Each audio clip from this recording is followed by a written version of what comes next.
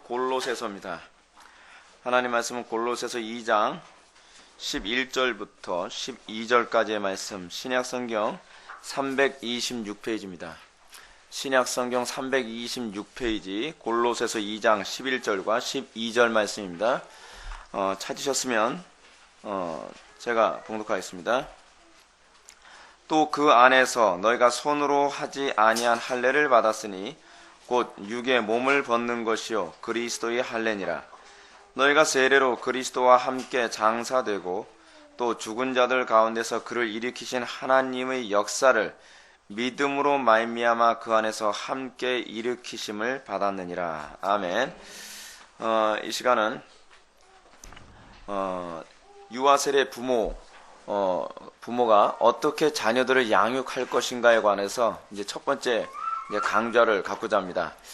원래 이 강좌가 유아 세례 부모들을 대상을 해서 우리가 이거 공개적으로 이렇게 나누는 강좌는 아니지만 자녀 양육과 관련하여 지금 한국 교회가 상당히 심각한 어려운 상황에 처해 있는 상황인지라 이 부분을 좀 공개적으로 다른 교회 성도들과 좀 공유해야 되겠다라고 하는 필요성을 느껴서 이 부분을 이제 강좌를 시작하게 됐습니다. 굉장히 새로운 부분을 많이 좀 아시게 될 것이고, 그리고 우리가 자녀들을 양육하는 데 있어서 굉장히 많은 도전을 받게 될 것이라고 저는 확신합니다. 여러분, 우리가 이 자녀 양육과 관련해서 우리가 생각을 할 때에 기독교 자녀 양육에 관한 문제는 어떤 관점에서 우리가 이해를 해야 되냐면, 제가 여러분들에게 대표로 기도하면서도 언급했지만, 믿음의 세대를 우리가 얻느냐 얻지 못하느냐에 관한 이 생존에 관계된 문제를 지금 다루는 겁니다. 이 한국교회가 지금 심각한 게 무엇이냐면 양적인 성장에만 관심을 가졌지 다음 세대에 과연 믿음의 세대를 어떻게 양성할 것인가에 관해서 아무런 대안을 가지고 있지 못합니다. 그래서 과연 성경도 대안이 없느냐? 대안이 없는 게 아닙니다. 성경은 믿음의 자손을 어떻게 양성할 것인가에 관해서 다양하게 굉장히 많이 언급하고 있어요. 그 대표적인 케이스가 뭐냐면 바로 이 유아 세례에 관한 부분입니다. 이 유아 세례에 관한 이 개념을 제대로 알게 되어진다면 자녀들의 신앙에 관한 문제를 결코 교회에 위탁시킬 수가 없습니다. 성경이 우리들에게 얘기하는 자녀들의 신앙에 관한 문제는 부모의 몫입니다. 이 19세기 이후에 교회 안에서 주일학교라고 하는 주일학교 운동이 일어나면서, 그러니까 여러분 19세기, 그러니까 18세기, 19세기 그 즈음에서 일어나는 게 산업혁명이거든요. 산업혁명이 일어나다 보니까 사람들이 돈 벌기 바쁘고 사회생활하기 바쁘다 보니까 맞벌이 부부들이 생기고, 그러면서 자녀들의 신앙과 자녀들의 가정교육과 자녀들의 어떤 삶을 다루는 문제를 다른 사람에게 위탁시키는 것으로 이제 모든 것이 다 고정화시켜져 버리고 말았어요. 그리고 이것이 너무나 당연한 것처럼 인식되어지고 말았습니다. 그래서 교회 교육도 자녀들의 신앙을 부모가 책임져 주는 것이 아니라 교회에서 교육자들이 책임져 주는, 그러니까 완전히 타가소 같은 이런 방식이 다 돼버리고 말았어요. 근데 그것은 별로 바람직하지 않습니다. 성경은 왜 하나님께서 우리들에게 자녀를 주셨는가? 자녀를 주신 이유가 뭐예요? 자녀가 없으면 외로우니까? 그 문제가 아니에요.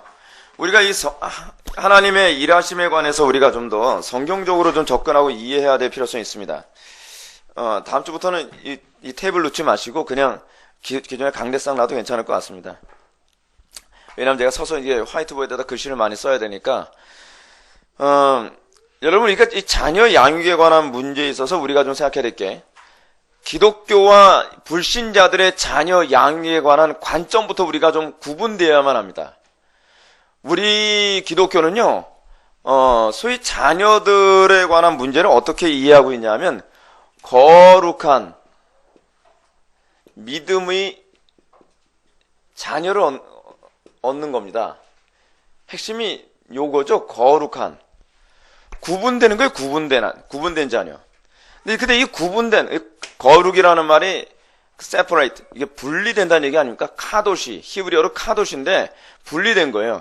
근데 우리는 과연 자녀들을 세상과 분리시킵니까? 아니면 세상에 적응시킵니까? 우리가 지금 자녀들을 양육하는, 오늘날 기독교에서 자녀들을 양육하는 문제의 가장 심각한 문제는 뭐냐면, 아이들이 태어날 때서부터 어떻게 이 타락한 세상에 적응하게 만들 것인가를 자꾸 고민한단 말이에요. 기독교 교육은 적응이 아니에요. 구분이에요. 구분된. 세상과 구분된 아이들을 어떻게 양성할 것인가에 관한 문제거든요. 근데 자녀들을 구분되게 하는 것이 아니라 학교에서는 어떻게 적응할까? 어린이집 가서는 어떻게 아이들이 적응할까? 아이들이 고등학교 졸업해서 대학 가서는 어떻게 사회에 대학에 가서 적응하고 어떻게 사회에서 적응할까? 우리의 신앙의 선배들이 만약에 적응을 생각했으면 우리는 신앙이 나만하진 않습니다. 이스라엘 백성들이 가나안 땅에 들어갔을 때 하나님께서 가나안 땅에 들어간 이스라엘 백성들에게 요구한 것은 거류기였습니다. 그 가나안 족속들에게 적응하려 들지 말라고 주님께서 명령하지 않으셨습니까? 적응하려고 하면 그들과 자꾸 동화되어지고 그들과 자꾸 친해지려고 하면 어떻게 돼버려요? 하나님을 잊어버리게 된다는 겁니다. 그래서 여러분, 기독교 교육은요, 자꾸 아이들을 어떻게 사회에 적응 잘하고 잘 먹고 잘 사는 아이들, 소위 사회적으로 성공한 아이들을 만들까라고 출발부터 거기서 출발하게 되면 여러분, 성경적인 자녀교육은 이미 끝나버린 겁니다. 성경적인 자녀교육은 어떻게 사회에서 성공하고 출세하고 사회에서 적응 잘하는 아이들이 되느냐에 관한 문제가 아니라 하나님을 경외하는 아이들을 만들 것인가에 관한 문제예요. 그리고 어떻게 이 악하고 음란한 세대에서 정말 다음 세대도 우리와 같은 믿음의 세대가 나올 수 있는가에 관한 소위 생존에 관한 문제입니다. 생존에 관한 문제. 한국교회가 좀 어떻게 돼버렸냐면 소위 이 사회가 흘러가는 흐름, 대학 입시, 성공, 출세, 좋은 직장 구하고 그리고 남들에게 떵떵거리면서 자 봐라, 우리 아이는 하버드 대학을 나왔다, 우리 아이는 스탠포드를 나왔다, 그래서 우리 아이는 삼성에 취직했고, 이런 거 자랑하기 위해서 아이들을 달달달달 볶는단 말이에요. 그러면서 아이들이 점점 어떻게 돼가요? 예수를 믿는다는 아이들 중에서도 폐륜아들이 나와요. 예수를 믿는다는 그 가정의 아이들 중에 트랜스젠더가 나오고 동성애자들이 나와요. 왜 그럴까요? 이유가 어디 있을까요? 자녀를 왜 주셨는지도 제대로 이해를 못하고 있고, 자녀들을 어떤 목적으로 주셨는가에 관한 이해가 부족해서 그래요. 그래서 우리가 이 자녀 양육과 관련해서 가장 첫 번째로 인식해야 될 문제가 뭐냐면, 여러분들 이 부분은 분명히 기억하셔야 됩니다. 오늘 처음 시작하는 문제에 있어서 자녀 양육은 테크닉의 문제가 아닙니다. 기술의 문제가 아니에요. 여러분들, 오늘부터 우리가 믿음의 자녀를 어떻게 우리가 양성하고 어떻게 양육할 것인가라고 했을 때 기술을 얻으려고 하지 마십시오. 물론 기술을 얘기해 줄 겁니다. 스킬 같은 걸 제가 여러분한테 얘기해 줄 거예요. 근데 그 스킬은 믿음이 없으면 할 수 없는 거예요. 믿음의 자녀를 얻는 것은요, 부모가 믿음으로 자녀들을 양육할 때라야만 믿음의 자녀를 얻을 수가 있습니다. 부모가 불경건하거나 부모가 믿음이 없으면, 그리고 기술적으로 테크닉으로 자녀들을 양육을 하려고 하면 어떤 문제가 발생하느냐, 기껏 양육을 했는데 아이들이 이상한 결과를 낳게 된다는 거예요.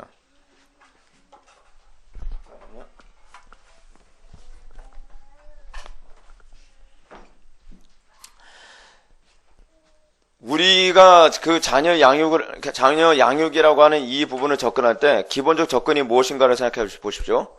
이것은 하나님과, 특히 우리 장로교는 그렇습니다. 하나님과 언약의 문제입니다. 하나님과 언약의 문제예요. 자녀를 바르게 양육하는 건 하나님께서 우리들에게 약속을 하시고 명령을 하신 거예요. 그래서 우리가 이제 나중에 이제 그 본문을 보시겠지만, 쉐마, 이스라엘아 들으라. 그 기억나시죠? 신명기 6장에 나오는 쉐마. 그 쉐마에서 하나님께서는 자녀들을 어느 정도로 철저하게 양육하라고 얘기하느냐? 자녀들에게 앉으나 서나 뭘요? 말씀을 가르치고 강론하고 교훈하라고요. 누울 때도. 여러분, 우리 자녀들 그렇게 양육합니까? 우린 자꾸 이렇게 얘기하죠. 우리는 우리 애가 지금 속을 새겨요. 우리 애들이 얼마나 반항하는지 몰라요. 목사님, 전도사님, 우리 애들 좀 어떻게 해봐 주세요. 뭘 어떻게 해달라는 거죠? 뭘 어떻게 해달라는 거예요? 반항하지 않게 해달라는 건가요? 아니면 얘네들이 부모들은 좋은 대학 가길 원하지만 좋은 대학에 안 가도 좋으니 하나님 경외하는 아이들이 되게 해달라는 건가요? 요즘 한국교회 부모들이 요구하는 의도가 애매모호합니다. 한국교회 부모들이 교회 전도사님들, 교육 전도사님들 같은 분들에게 요구하는 것은 뭐냐면 우리 아이가 신앙도 좋아야 되지만 좋은 대학에 가고 성공하는 아이가 되길 바란다는 거예요. 근데 만약에 둘 중에 하나 선택하라면 어느 쪽 선택할까요? 요즘 엄마들이요. 좋은 대학 가고 성공한 아이들이 되는 거죠. 교회는 조금 등한시해도 괜찮아. 아니요. 기독교 교육은 그게 아니에요. 등한시하면 안 돼요. 오히려 세상에서 핍박을 당할지라도, 세상에서 환난을 당할지라도, 세상에서 어려움을 당할지라도 어떻게 해야 돼요? 하나님께 대한 믿음은 고수해야 돼요. 여러분, 그게 쉬운가요? 우리 그걸 어떻게 해야 되죠? 여러분들은 이렇게 생각할 겁니다. 목사님, 우리 교회에서도요, 아이들이 그렇게 신앙생활 잘할 수 있는 시스템을 만들어 주세요. 그리고 그런 어떤 체계를 만들어 주세요. 또는 기도실, 예배실 이런 걸 만들어 주세요. 그 문제인가요? 문제는 뭐냐면 부모부터 희생을 해야 돼요. 제가 지금 저도 자녀를 낳고 키우는 입장이지만 제가 제 시간, 제가 가지고 있는 어떤 체력들, 제가 가지고 있는 지식을 희생하지 않고서 자녀를 하나님 말씀대로 양육할 수 있는 법은 없더라고요. 얼마나 힘들고 고된 문제인지 모릅니다. 믿음이 아니어서는 할 수 없는 문제예요. 또한 이 기독교 자녀 교육은요, 하나님의 백성으로 살아가는 자녀를 삼는 문제예요. 성공적인, 세상에 성공하는 아이들을 만드는 것이 아니라는 겁니다. 출발이 여기서부터 출발되어져야 되고 우리의 신앙이 여기서부터 무장이 되어져야 돼요. 우리는 자꾸 이렇게 얘기하기 좋아하죠. 목사님, 애들 바르게 키우는 것도 좋지만 먹고 살기 힘들거든요. 그리고 우리가 지금 이렇게 바쁜 와중에 어떻게 그렇게 할 수 있나요? 여러분, 우리가 믿음의 자녀를 낳는 문제는요, 이게 얼마나 심각한 문제인지 아십니까? 분명한 건 이겁니다. 여러분들의 믿음의 자녀를 양산하는 데 게으르면 그 대가를 치러야 될 겁니다. 어떤 대가요? 그런 아이들 중에서 폐륜 아들이 나오는 거예요. 실제로 옛날에 그런 안수 집사님의 아들이 비행기 타고 외국 조기 유학 갔다가 와가지고서 자기 부모 칼로 난자해서 죽이고 난 다음에 불 싸질러서 집을 홀라당 다 태우고 자기도 자살했던가? 아니, 붙잡혔군요. 그렇게 된 일이 있었죠. 그 부분이 우리에게 주는 메시지가 뭘까요? 사회가 타락했다? 그 문제가 아니에요. 자녀들을 믿음으로 양육하지 않은 것에 대한 하나님의 징계를 우리들에게 보아라 라고 매스컴을 통해서 우리들에게 보여주시는 겁니다. 이 문제가 얼마나 심각한 문제인지 알아야 됩니다. 먼저 우리가 이 부분 서론 한번 볼까요? 유아 세례에 대한 공부를 들어가기 전에 우리는 세례가 무엇인지 먼저 알아야만 합니다. 그 이유는 유아 세례가 성인들이 받는 세례와 그다지 큰 차이가 없기 때문입니다. 차이라고 한다면 단지 세례를 받는 시기가 다른 것과 당사자의 신앙 고백이 아닌 부모의 신앙 고백을 요구한다는 것뿐입니다. 자, 정리 한번 해볼까요?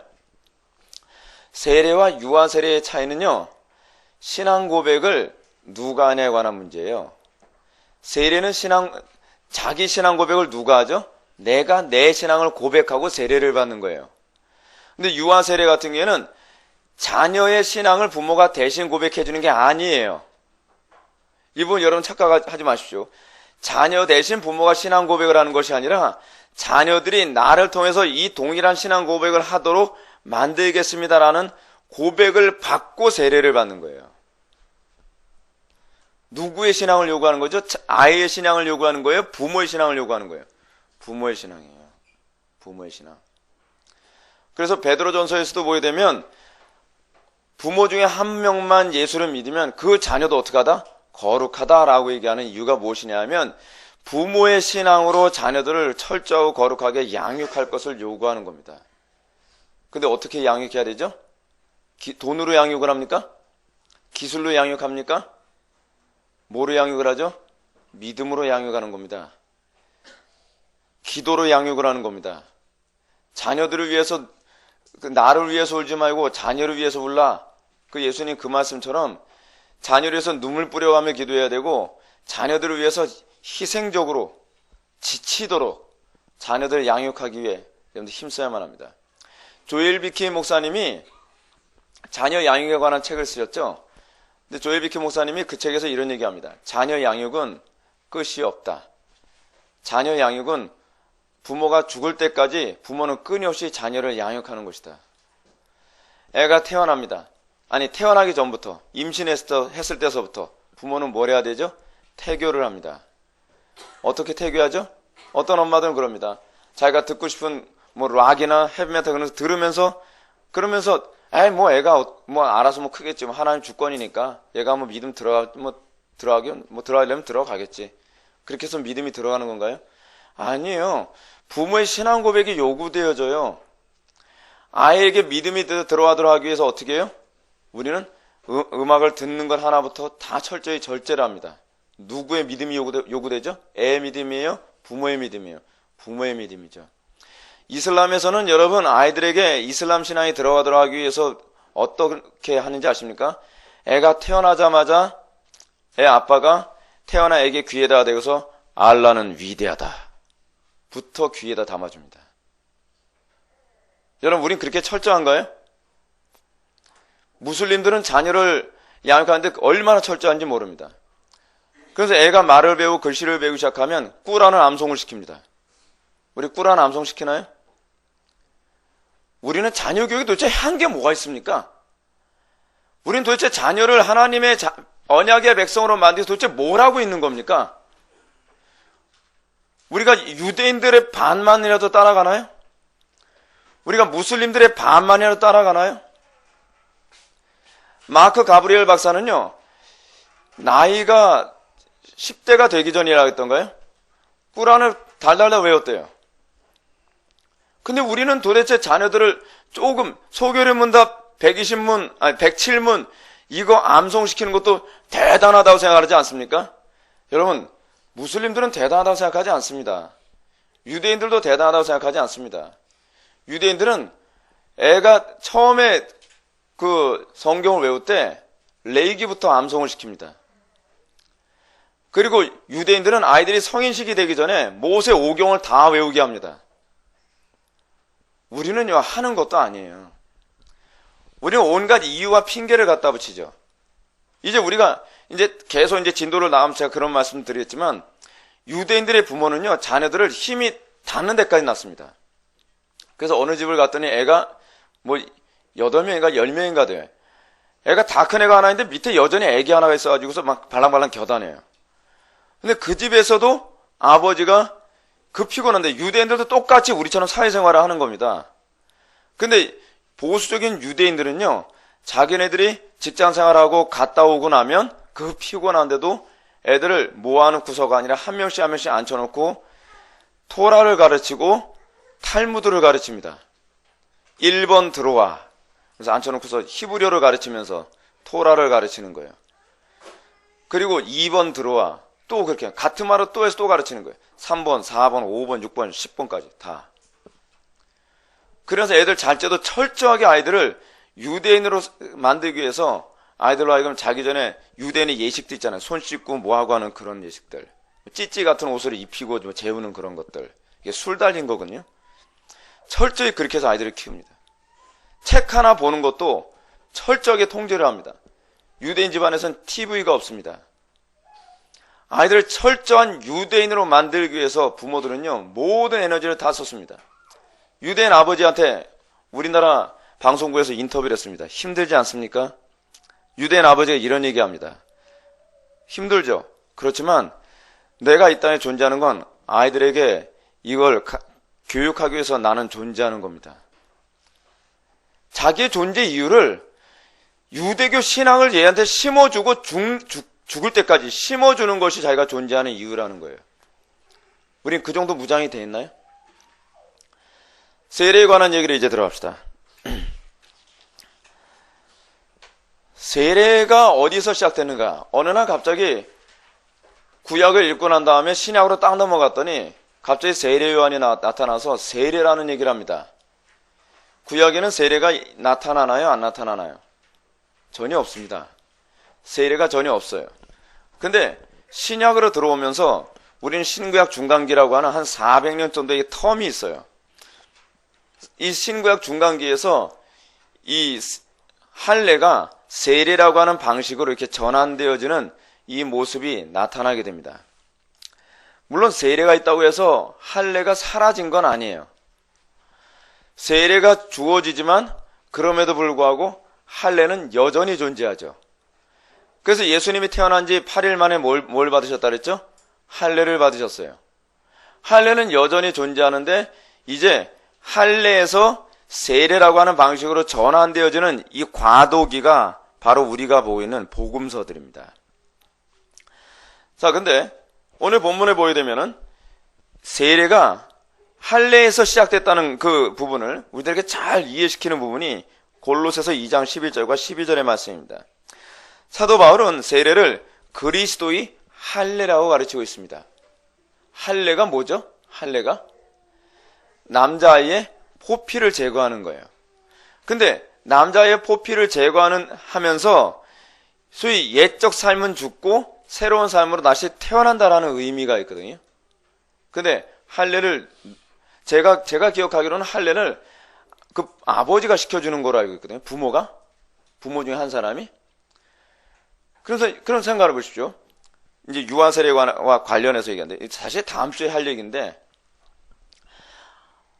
아이의 할례를 하면서 포피를 제거해 준다는 개념은 이 아이가 세상과 구분을 하기 위해서 걔 스스로에게 맡기는 것이 아니라 부모가 이 아이로 하여금 어떻게 해요? 성인이 될 때까지 스스로 세상과 구분될 수 있을 때까지 끊임없이 간섭하고 교육하고 기도하고 모든 노력을 다 기울인다는 개념이에요. 그래서 여러분 이 세례를 육의 몸을 벗는 것이라고 가르쳐요. 세례가 가져다주는 어떤 이해가 뭐예요? 육의 몸을 벗는 거예요. 그래서 육의 몸을 벗는다는 것은 그리스도와 함께 죽고 그리스도와 함께 부활한다는 것을 얘기합니다. 구약에서 할례의 유래는 창세기 17장에서 하나님과 아브라함이 언약을 맺는 사건에서 처음 나타납니다. 하나님께서는 아브라함과 언약을 맺으시고 너는 포피를 베어라. 근데 아브라함의 포피만 제거하라고 얘기하는 것이 아니라 너희 집안에서 태어나는 너희 집안에는 소위 그 노예들, 그쵸? 하여간 아브라함 집안에는 모든 남자들의 포피를 다 제거하고 태어난 지 8일만 되면 다 포피를 제거하라고 얘기합니다.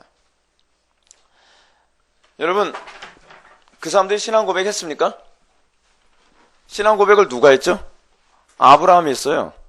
아브라함인데 하나님은 아브라함만, 신앙 고백을 한 아브라함만 포피를 제거하라고 얘기하는 것이 아니라 아브라함 집안에는 모든 사람들, 그거는 그 사람들이 원하든 원치 않든 관계가 없어요. 그냥 아브라함 집안에서는 포피는 다 제거되어야 되는 거예요. 아브라함 집안에서 태어나면 그냥 다 할례를 받아야 되는 거예요. 여러분, 많은 사람들이 우리가 다음 시간에 할 얘기인데 자꾸 지금 얘기하게 되는데 많은 사람들이 유아 세례의 부당성을 뭐라 하냐면 아이들이 신앙 고백을 안 하는데 어떻게 애들이 세례를 받습니까? 라고 얘기한단 말이에요. 그러니까 우리 개혁주의 신학자들이 다 자꾸 하는 소리가 뭐냐면 그러면 할례를 받을 때 생후 8일 된 애가 신앙 고백을 하고서 그럼 할례를 받겠느냐. 아브라함은 뭘 했죠? 신앙 고백을 했어요. 근데 아브라함 이외의 다른 사람들은 신앙 고백과 관계없이 아브라함 집안에 있기 때문에 다 할례를 한 거예요. 그 이유는 딱 하나예요. 아브라함 집안에 있기 때문에. 아브라함 집안에 있기 때문에. 여기서 그럼 여러분 할례가 좀 더 얘기해 볼까요? 아브라함과 언약을 맺으시고 너는 포피를 베라. 그래서 뭐라 말씀하셨어요? 이것이 나와 너희 사이의 언약의 표징이라. 언약이라고 하는 말이 히브리어로요. 그러니까 소위 히브리어로 언약을 체결한다라고 하게 되면 이 재미있는 표현인데 베리트 하고서 카라트 이렇게 하거든요. 이 베리트 카라트라고 하는 얘기가 뭐냐면 이게 둘 다요 어원이 같아요. 둘 다 자른다는 얘기예요. 자른다 뭐 이런 얘기거든요. 근데 이 베리트가 이게 언약이라는 얘기인데 언약을 체결한다는 말은 직역을 하면 언약을 자른다는 얘기예요. 근데 언약을 자른다라는 얘기가 무슨 얘기냐면 자르는 것을 체결하는 거야. 뭘 자르죠? 약속을 파기하면 짐승. 그래서 여러분 15장에 이거 나오지 않습니까? 창세기 15장에 하나님하고 아브라함하고 언약을 맺는데 짐승 반을 쪼개고 여기 하나님께서 불 가운데로 지나가시는 장면 나오잖아요. 그죠? 이게 언약을 체결하는 고대 근동 방식의 언약 체결 방식이에요. 이거를 전문 용어로 그 당시에 뭐라고 얘기했냐면 그건 전문 용어예요. 베레트 카라트라 했어요. 베레트 카라트라고 하는 말은 언약을 체결한다는 얘기인데 두 단어가 다 자른다라고 하는 의미를 가지고 있어요. 그래서 만약에 한쪽에서 언약을 위반했을 경우는 어떻게 해요? 짐승처럼 이 짐승이 반으로 쪼개진 것처럼 너희들도 쪼개져 죽을 것이다 라고 얘기하신 거예요. 신약에서 놀라운 일이 벌어지죠. 누가 이렇게 죽었어야 돼요? 원래는요? 우리가 피투성이가 돼서 죽었어야 되죠. 근데 누가 이렇게 돌아가셨어요?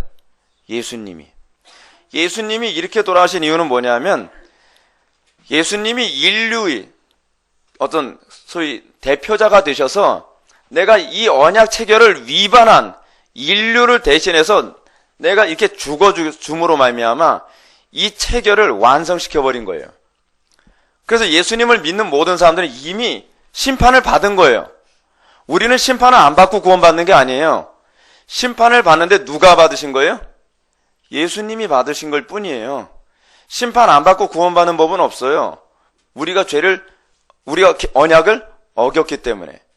그래서 이 우리를 대신하여 이 언약의 심판을 대신 받으신 예수님을 믿는 무리들은 어떻게 되냐면 이제 베레트 카나트, 이 언약에 충실한 새로운 백성이 되는 거예요. 언약에 충실한 새로운 백성.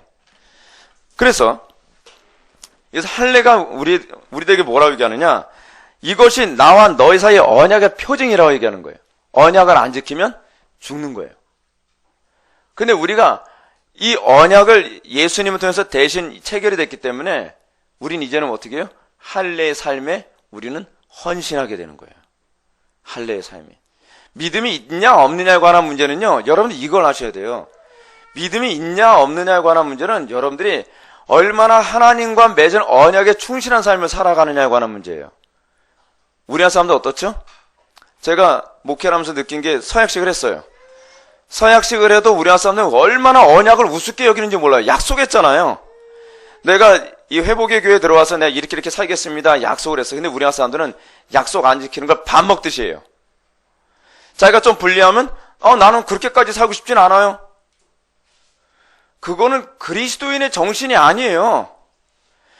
그리스도인의 정신은 어떤 정신이냐면 이전에는 나는 약속을 배신한 존재였지만 그거는 하나님의 언약 밖에 있을 때의 모습이거든요. 근데 이제 내가 하나님의 언약 안에 들어왔기 때문에 이제는 나는 언약에 충실한 삶을 살겠다는 거예요. 어느 정도로요? 우리가 죽기까지 순종하는 거예요. 근데 죽기까지 순종할 수 있는 그 힘이 어디서 나오느냐? 예수님께서 인성을 가지시고서 죽기까지 순종하셨던 그 은혜가 우리에게 적용되고 우리가 그렇게 연합되어짐으로 말미암아 그렇게 죽기까지 순종할 수 있는 능력이 우리에게 나타나는 거예요. 그걸 뭐라고 얘기하냐? 경건의 능력이라는 거예요. 경건의 능력. 경건의 능력이란 슉 해서 손에서 에너지 나가는 그런 게 경건의 능력이 아니라 순종하는 능력이에요. 순종하는 능력. 사도 바울이 그걸 뭐라고 표현했죠? 내가 범사에 자족하는 일체의 비결을 내가 깨달았노라. 그러면서 뭐라고 얘기죠?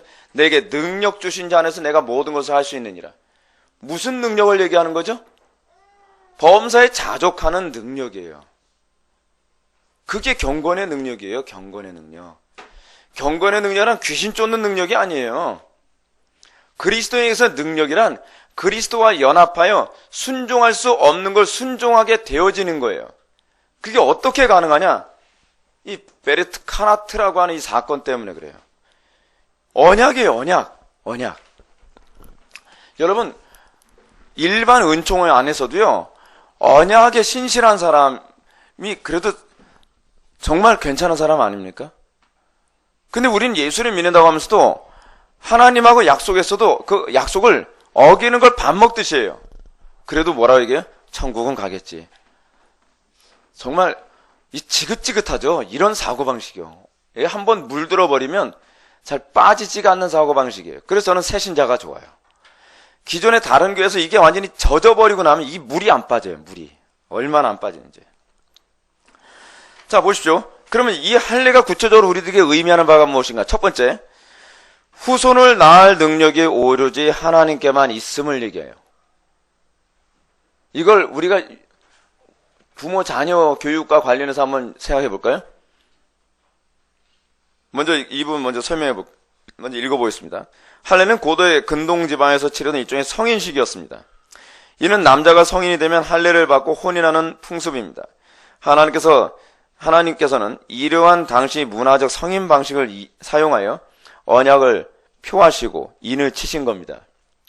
근데 재미있는 게 뭐냐면 성인식 때 하는 이 할례를요, 하나님께서는 누구에게 하게 하시냐면 태어난 지 8일밖에 안 된 애에게 이 할례를 하도록 만드신 거예요. 이 할례를 하게 됨으로써 뭘 얘기하는 거예요? 생명을 낳고 안 낳고는 하나님의 주권에 있다. 그걸 우리들에게 얘기하는 거예요. 하나님의 주권을 우리에게 호소하고 계신 거예요. 자녀들을 양육하면서 자녀들에게 믿음이 들어가는 거는 우리 힘으로 되는 거 아닙니다. 이것부터 우리가 인정해야만 합니다. 그래서 제가 서론에서 말씀드렸죠. 자녀에게 믿음이 들어가는 문제는 이게 기술의 문제가 아니라고 제가 여러분한테 말씀드렸죠.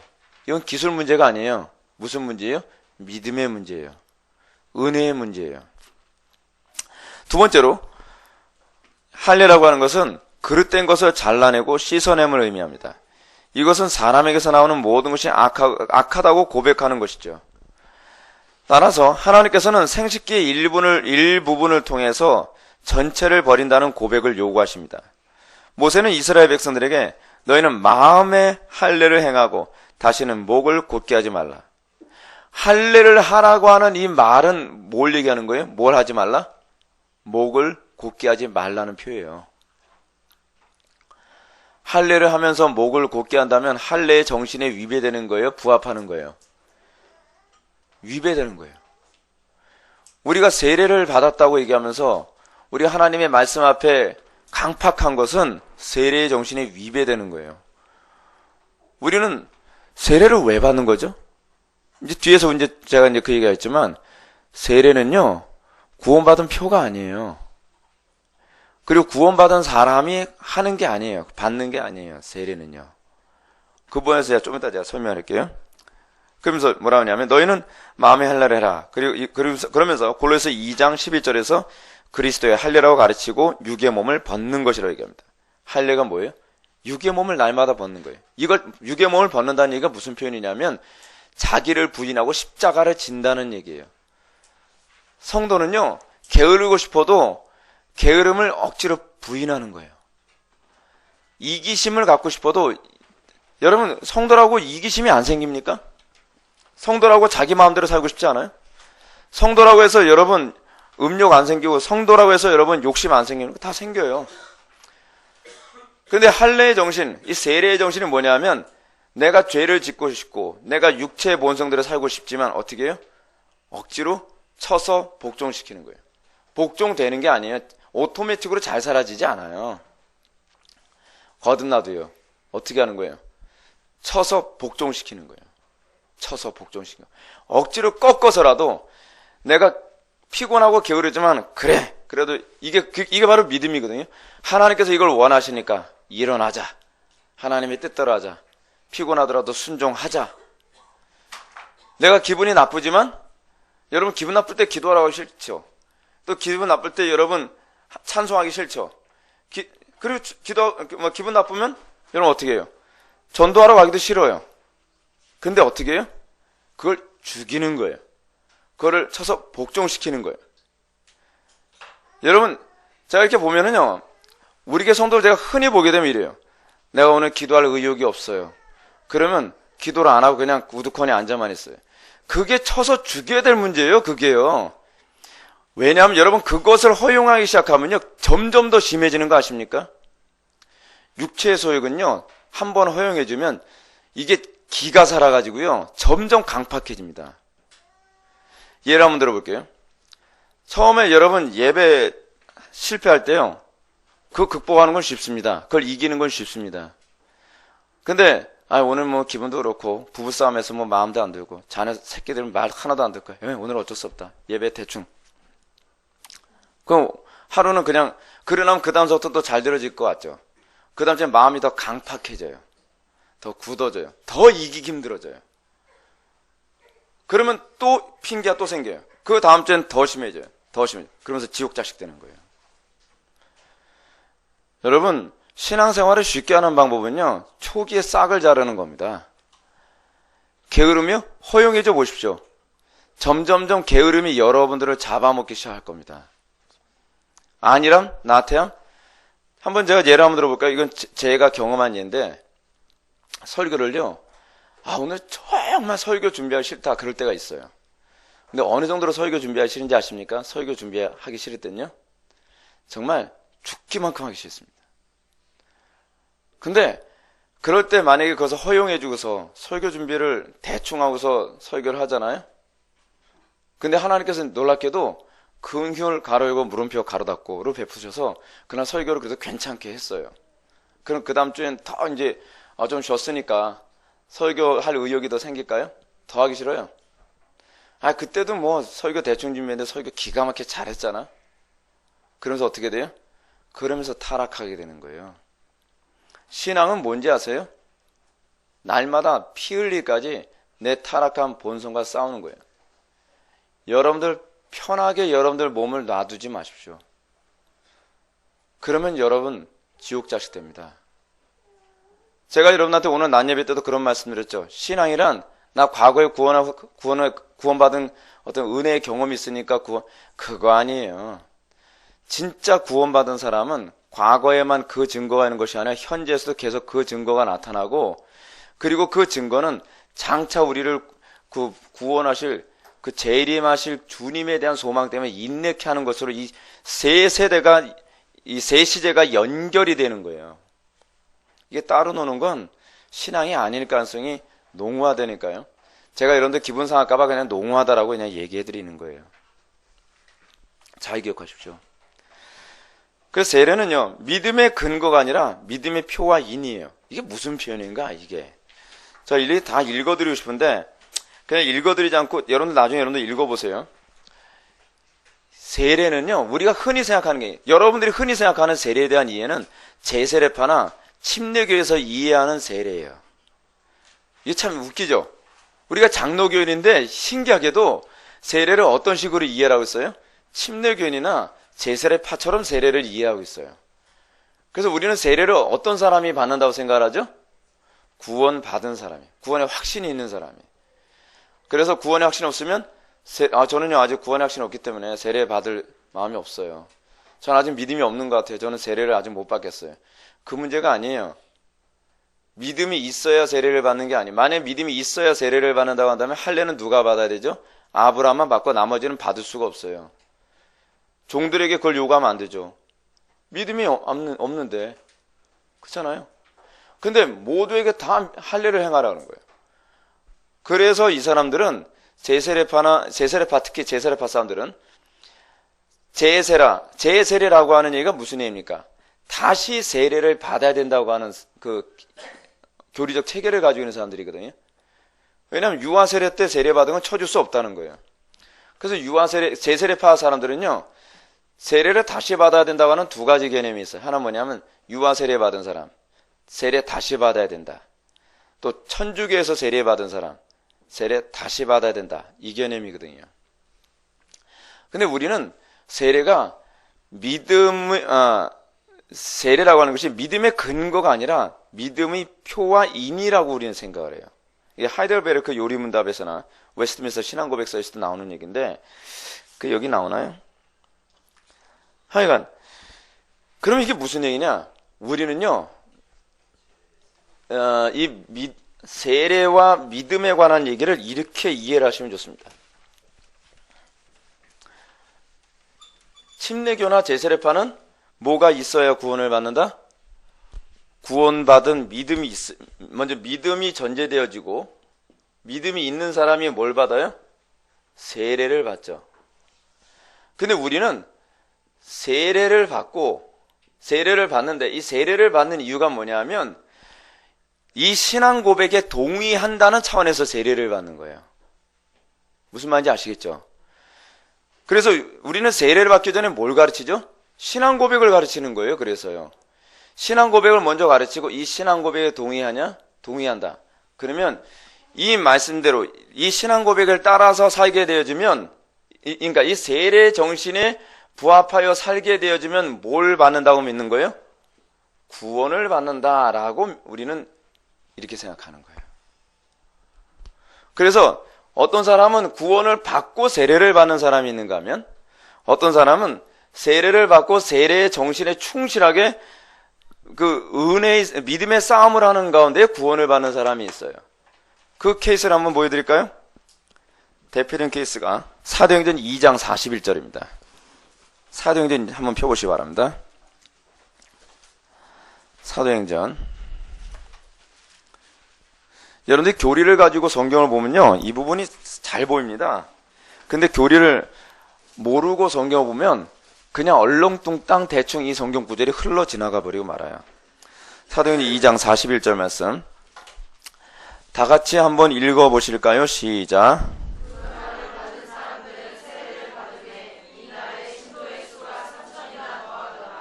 아멘.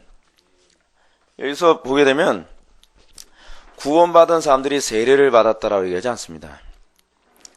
여러분, 말씀 받았다고 해서 다 구원받나요? 아니죠. 지금 여기서 3천이 세례를 받았다는데 3천이 다 구원받았다는 게 아니에요. 지금 여기서 무슨 말이냐면 사도들의 가르침에 동의하고 그 사도들의 가르침에 따르겠다는 얘기예요. 그런 사람들이 어떻게 해요? 세례를 받은 거예요. 그래서 그들이 사도의 가르침을 받아 서로 교제하고 떡을 떼며 오로지 기도하기 힘쓰니라. 이게 세례받은 자에게 나타나는 어떤 태도예요. 세례받은 자는 어떻게 해요? 무조건 다 구원받은 게 아니죠. 천주교에서는 세례를 왜 드죠? 구원의 조건으로 세례를 줘요. 천주교에서는. 그래서 천주교에서는 세례를 안 받으면 구원을 못 받아요. 근데 우리 기독교는 세례가 곧 구원과 직결되어 있는 문제가 아니에요. 그래서 여러분들 이 부분을 보게 되면, 여러분들 교재, 폰트가 약간 좀 다른 폰트 하나 있죠? 하이델베르크 요리문답 66문을 딱 중간 부분에 약간 폰트가, 이거 뭐라고 표현해야 되지?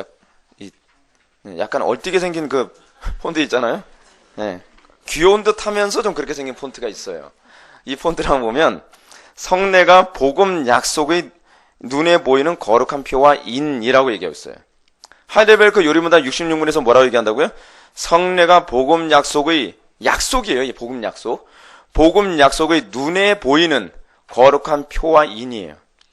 그래서 표와 인이란 깨닫고 확신한다는 말이다. 표시를 하면 깨닫는 것이고 인을 치면 확신한다는 것이다. 물론 우리의 더러운 것을 씻듯이 그리스도의 보혈과 성령으로 우리의 더러운 죄를 세례의 물로 씻어 주신다고 보여주시고, 뭐예요? 보여주시고, 그 다음에 수세자는 믿음으로 받는 것. 무슨 얘기냐면 언약을 믿고 받아서 구원을 받는 거예요. 그러니까 사도들이, 베드로가 복음을 전하는데 3,000명이 다 그 말씀을 받았어요. 무슨 얘기죠? 아, 저렇게 하면 구원을 받는 거구나. 그죠? 보고 어떻게 해요? 그것을 받아들여서 그 말씀대로 우리가 순종하면 하나님의 작정하신 때에 어떻게 해요? 구원을 받는다고 보는 거예요. 그러니까 하나님의 구원의 주권과 작정이라는 개념을 잘못한 사람은 그냥 도깨비처럼 어느 날 갑자기 말씀을 받는 게 확확 변한다고 생각하는데 그렇지가 않아요. 그러면 여러분 이 세례가 의미하는 바가 뭔가? 그래서 여러분 밑에서 세 번째 줄 한번 봅시다. 세례를 이렇게 언급하면 세례를 받지 않아도 구원과 아무런 관계없는 것이 오해할 수도 있습니다. 그러나 세례의 예표로 주신 할례에 대하여 하나님께서 말씀하신 경고는 이런 우리의 생각을 얼마든지 잠재울 수 있습니다. 즉 할례를 받지 아니한 남자, 그 포피를 베지 아니한 자는 백성 중에서 끊어지리니 그가 내 언약을 배반하였음이니라 하심으로써 언약의 표와 인을 거부하는 사람은 결국 구원의 대상을 믿음으로 받지 않겠다고 여기는 것이므로 구원도 장담할 수 없게 된다는 것이다. 이게 무슨 얘기냐면요. 뭐 구원은 믿음으로 받는 거지 꼭 세례를 받아야 되나?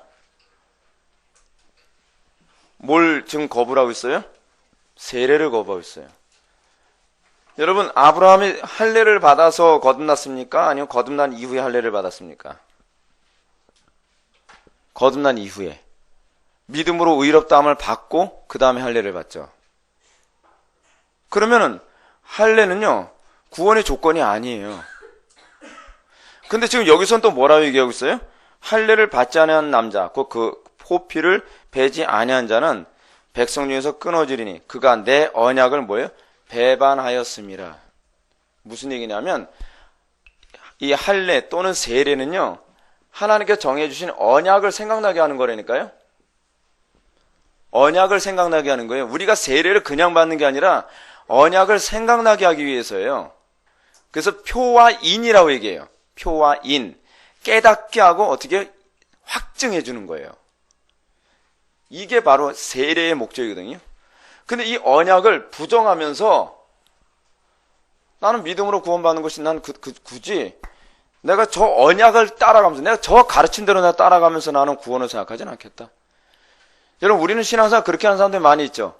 하나님께서 정해주신 복음의 도를 따르지 않고 자기 방식대로 구원을 추구하려고 하는 것, 그거 아니라는 거예요. 아니라는 거예요. 그래서 여러분, 세례는 어떻게 받죠? 신앙 고백에 동의하냐 동의하지 않냐를 근거로 해서 그 다음에 세례를 주잖아요. 근데 나는 동의 못하겠다. 믿음으로 구원받는 건데 나 세례 안 받아도 나는 구원받을 자신 있다. 구원받을 수 있을까요? 없을까요? 없어요. 그럼 구원받은 사람이 세례를 거부할 수 있을까요? 없을까요? 없어요. 그것도요. 그 얘기예요. 그 얘기. 성경이 가지고 있는 논리는 굉장히 치밀합니다. 대충대충이 없어요. 그래서 여러분, 세례는 진중세례, 군대에서 마구잡이로 막 세례를 주는 거, 신앙 고백도 분명하게 받지도 않고 무조건 세례를 주는 것도 잘못된 것이지만 세례를 무조건 안 받아야만 된다고 생각하는 것도 잘못된 거예요. 어떤 사람은 이런 사람이 있어요. 나는요 구원의 확신이 아직 없고 난 믿음이 없는 것 같으니까 난 세례 안 받을래요.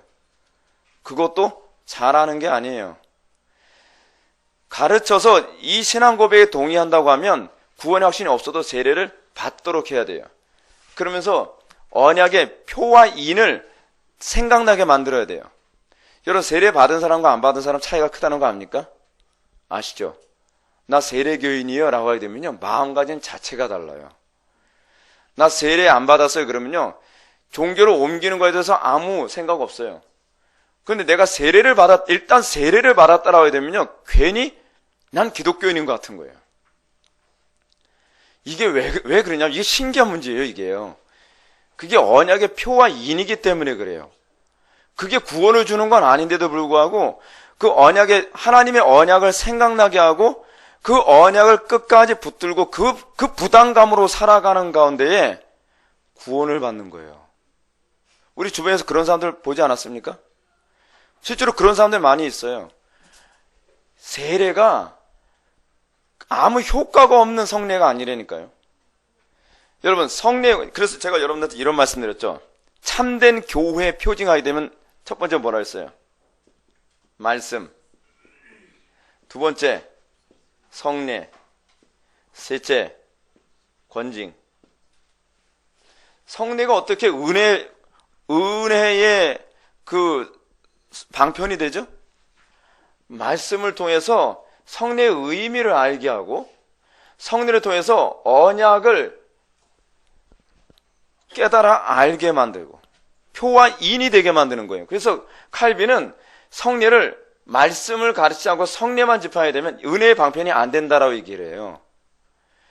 왜냐하면 이 성례, 특히 지금 오늘 우리가 얘기하는 세례라고 하는 이 은혜의 방편이 뭘 의미하는지, 그러니까 이 언약을 떠올리게 하면서 세례를 받게 되면요, 세례받은 사람이 날마다 이거에 대한 인식을 가지고 살아가게 되어 있어요.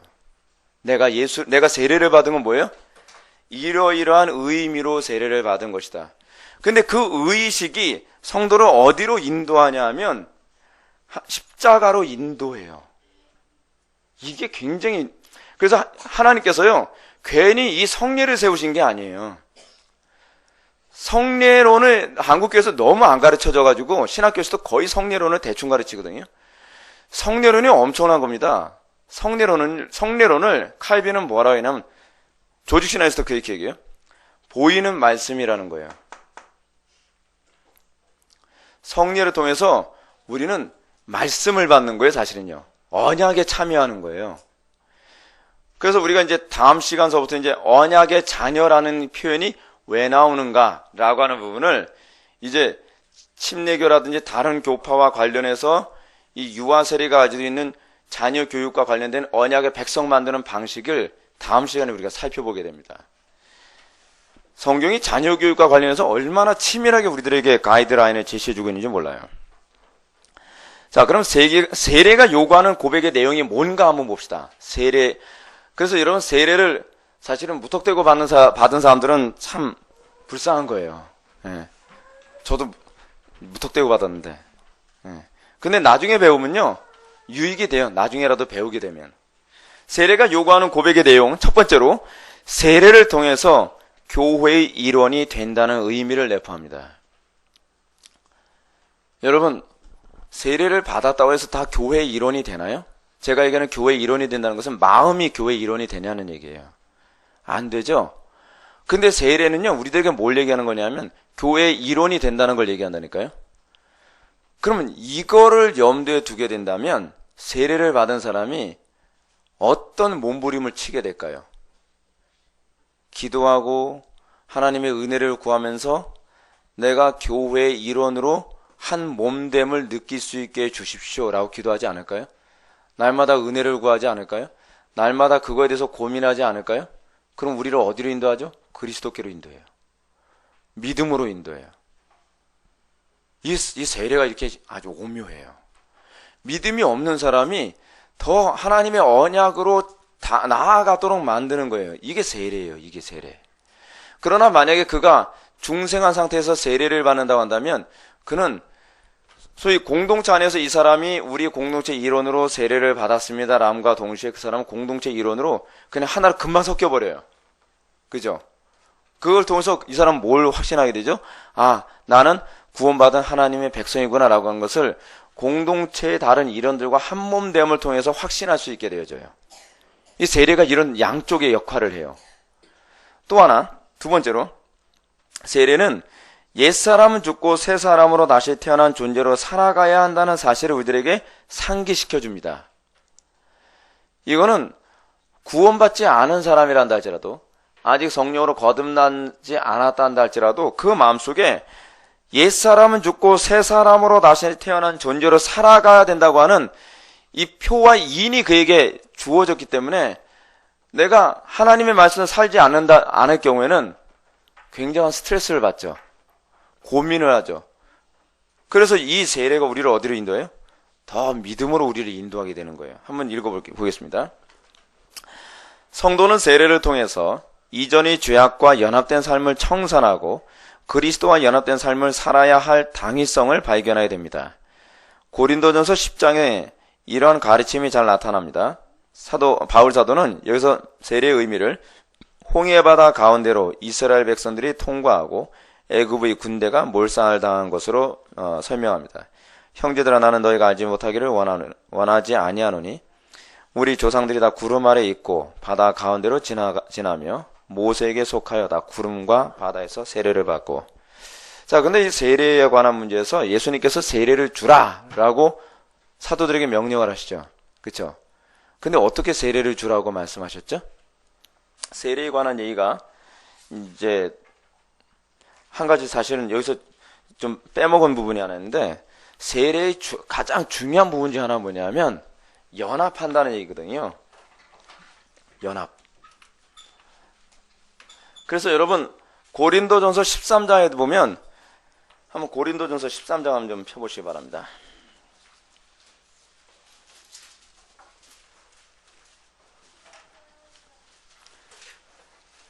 고린도전서 13장이 아니라 고린도 후서 13장이었나요? 보게 되면 우리가 한 성령으로 세례를 받아 라고 하는 부분이 나오죠. 그 부분은 제가 까먹었네요. 고린도전서 12장에 있었던 것 같습니다. 12장 13절. 우리가 고린도전서 12장 13절입니다. 우리가 유대인이나 헬라인이나 종이나 자유인이나 다 한 성령으로 세례를 받아, 여기서 이제 동그라미, 한 몸이 되었고 또 다 한 성령을 마시게 하셨느니라. 이것 중생 후에 받는 성령 세례를 얘기하는 게 아닙니다. 뭘 얘기하는 거냐면 구원을 얘기하는 거예요. 세례를 설명해 주고 있는 거예요. 세례가 어떻게 되느냐? 여러분, 예수님께서 제자들을 이제 부활 승천하시면서 제자들에게 너희는 무엇으로 세례를 주라?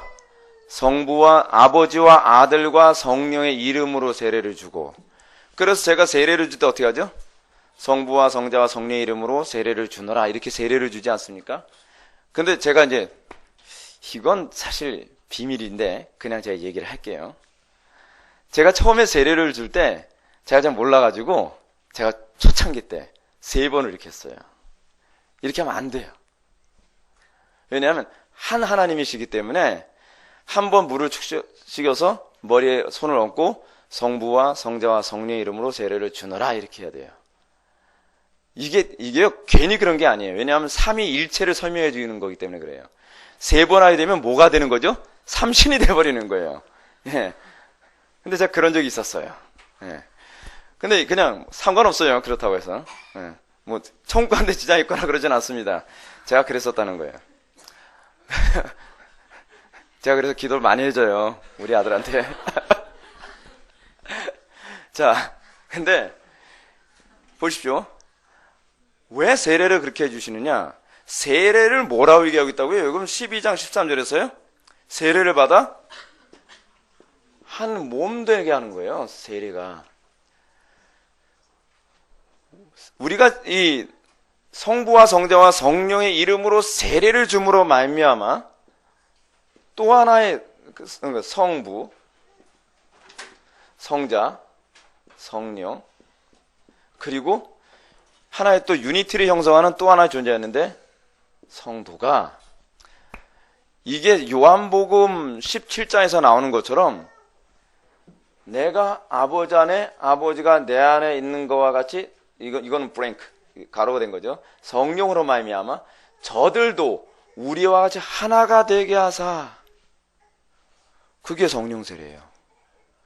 성령 세례라고 하는 것은 중생 후에 무슨 받는 어떤 희한한 어떤 그런 것이 아니라 우리로 하여금 어떻게 해요? 성부, 성자, 성령과 아울러서 성도가 한 몸을 이루어 서로 교제케 되어지고 연합하여 서로가 사랑하는 관계가 되는 거예요. 그러면 근데 이제 문제는 뭐냐면 중생을 안 한 사람이 세례를 받았어요. 어떻게 하죠? 문제는 중생을 안 한 상태에서 세례를 받는 사람들은 성부와 성자와 성령과의 유니티가 형성이 돼야 안 돼요? 안 되죠. 죽었다 깨어나도 안 돼요.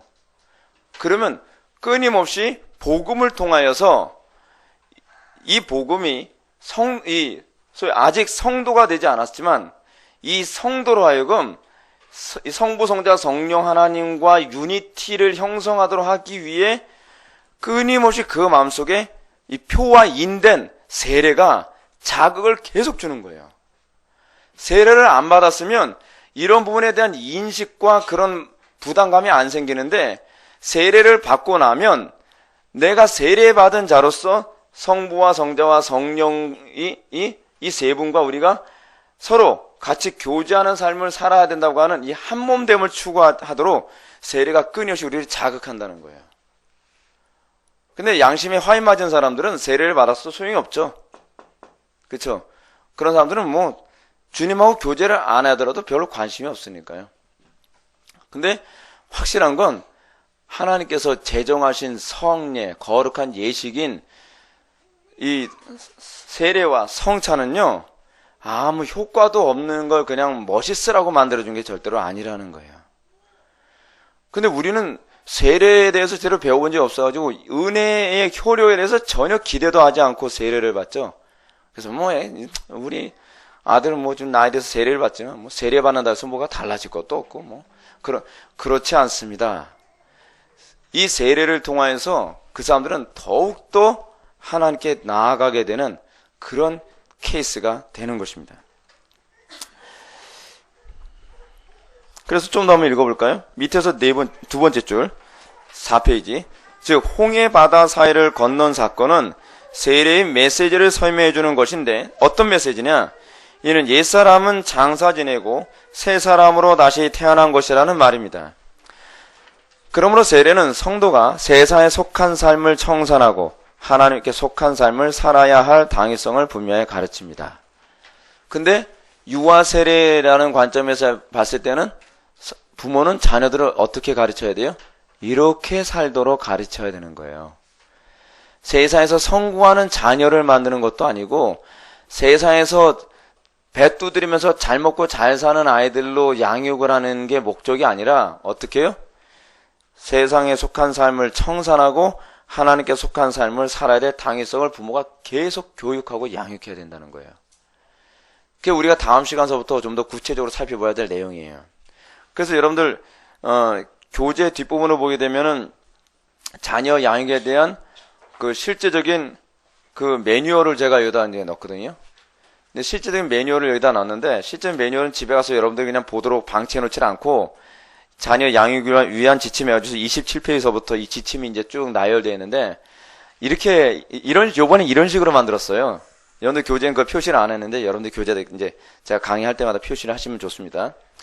어떤 부분은 제가 설명해 드리기 전에 이 부분이 자녀 양육 지침 몇 번이 이게 구체적인 스킬을 다 제시해 주고 있다라고 하는 걸 제가 설명해 드릴 거예요.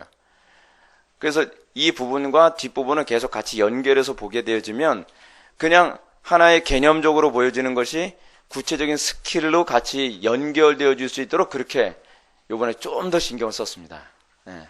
그래서 여러분들 이런 부분에 좀 도움을 좀 얻을 수 있으면 좋을 겁니다. 마지막 세 번째 한번 보시겠습니다. 세례는 성도가 죄 씻음 받은 존재임을 상기시켜 줍니다.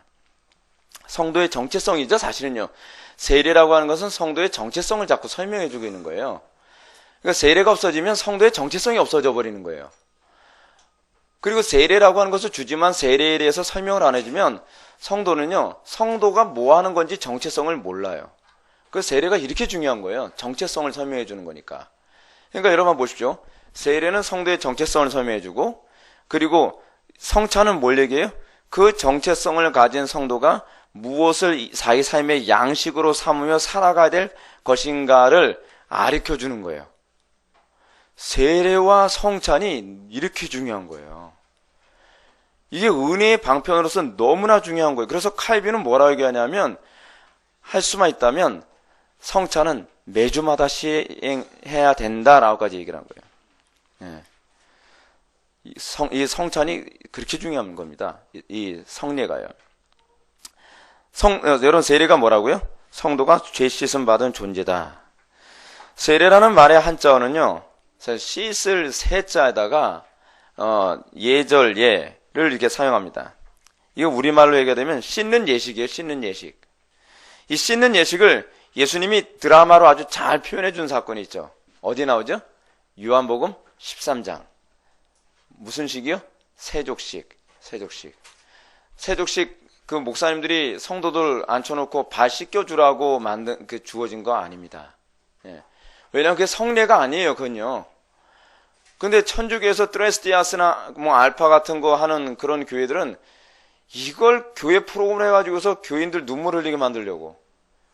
예. 교인들 앉혀놓고 그 감수성 예민한 30대 한 중반 정도 되는 아줌마 그 성도님들 보면 목사님이 또 부목사님이 와서 발 씻겨주면 막 눈물 펑펑 쏟잖아요.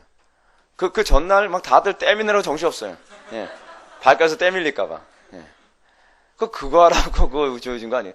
목사님들도 보니까 제가 가만히 봤더니 열심히 닦아주질 않아요. 그냥 대충 물만 딱 발라주고 그 다음에 수건으로 대충.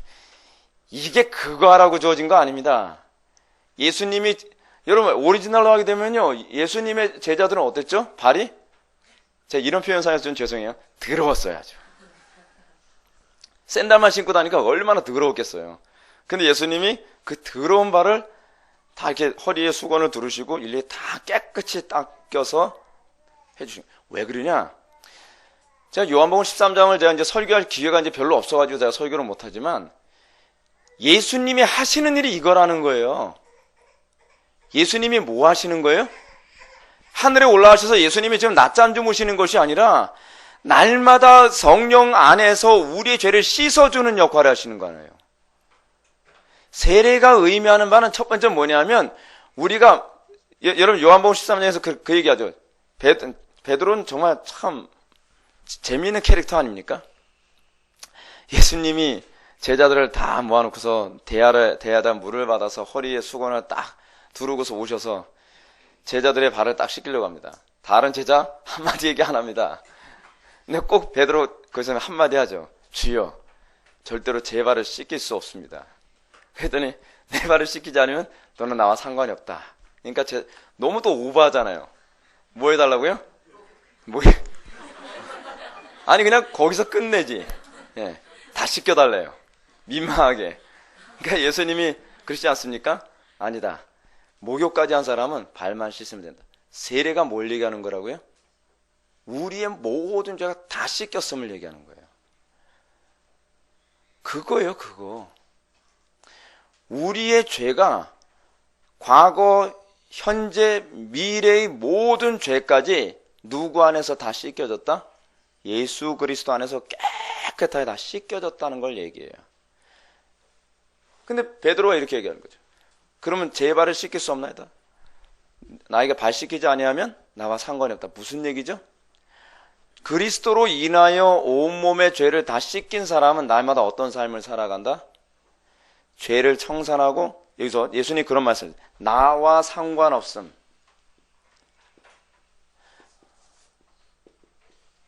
여러분 요한복음 13장에서 이 얘기를 하는 건 굉장히 중요해요.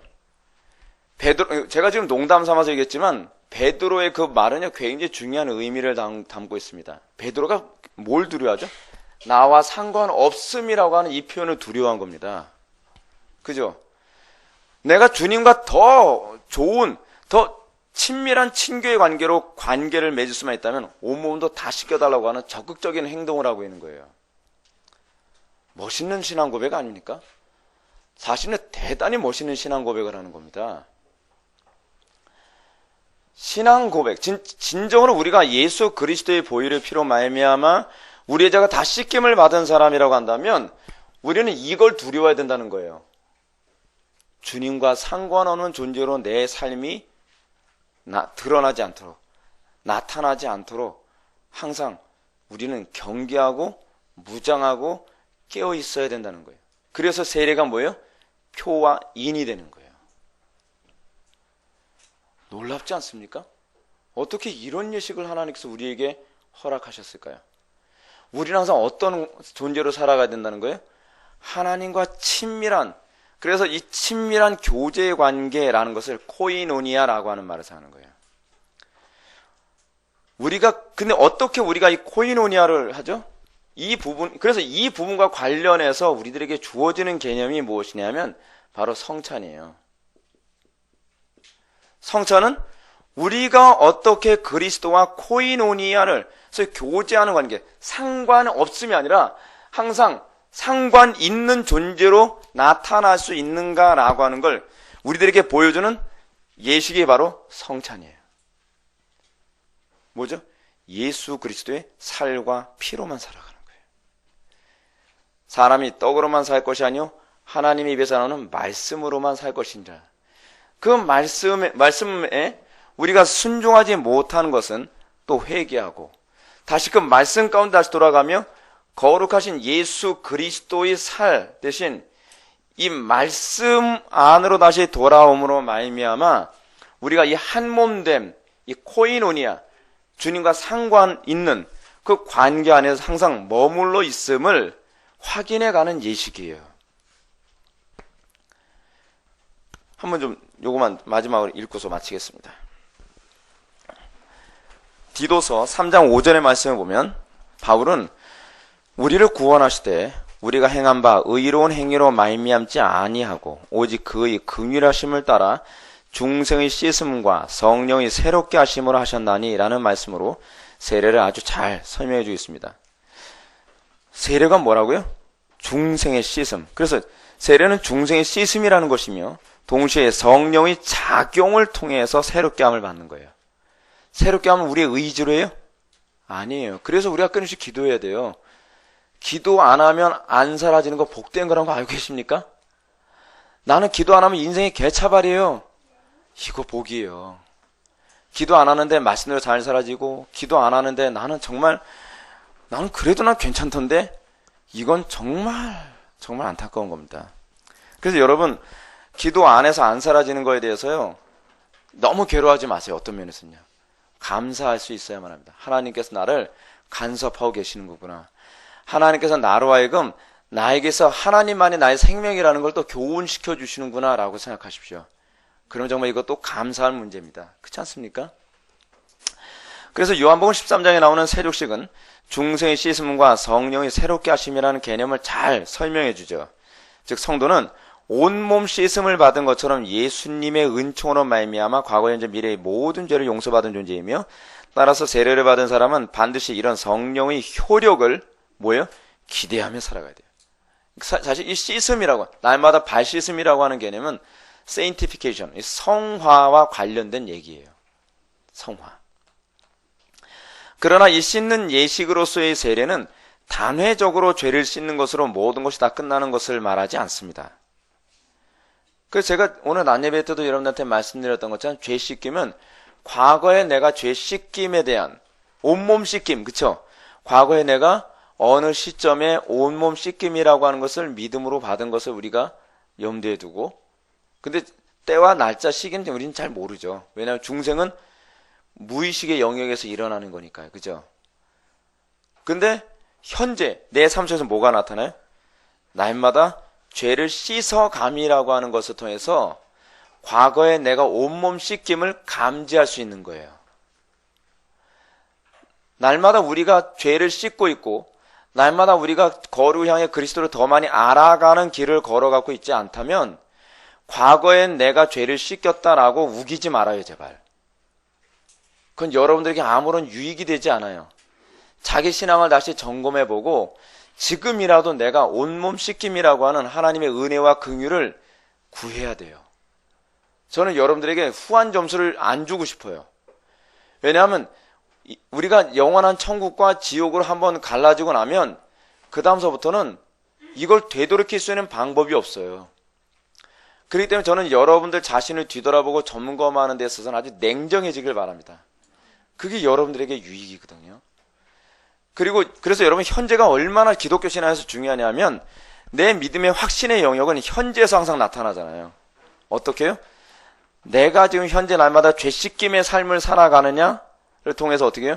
과거에 내가 온몸 씻음을 다시 확인할 수 있는 근거가 되거든요.